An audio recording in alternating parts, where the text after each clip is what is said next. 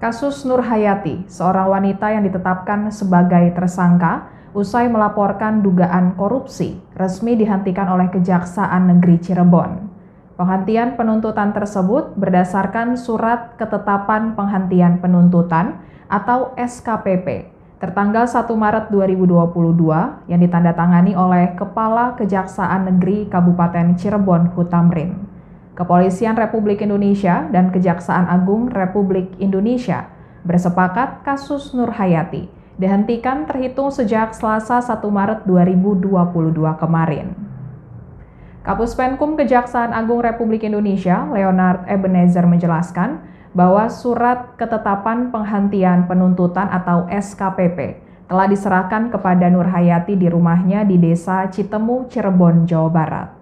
Kemudian barang bukti yang disita dari Nur Hayati nantinya akan digunakan untuk berkas perkara Kepala Desa Citemu, Supriyadi, terkait dugaan korupsi APBD Citemu tahun 2018 sampai 2020. Sebelumnya, Biro Pengawas Penyidikan atau Wasidik Bareskrim Polri telah melakukan gelar perkara terhadap kasus Nur Hayati, dan penyidik menyimpulkan bahwa tidak menemukan bukti yang cukup agar kasus tersebut dilanjutkan ke tahap persidangan. Menteri Koordinator Bidang Politik, Hukum, dan Keamanan atau Menko Polhukam Mahfud MD pun angkat bicara soal status tersangka Nur Hayati selaku pelapor kasus korupsi dana APBD di Cirebon, Jawa Barat. Nur Hayati sebelumnya ingin mengadukan kasus yang menjeratnya kepada Mahfud MD secara langsung. Namun Mahfud MD menyebutkan hal itu tidak perlu dilakukan karena Mahfud MD telah menyampaikan kepada Polri dan Kejaksaan supaya langkah lanjut soal kasus Nur Hayati segera dihentikan.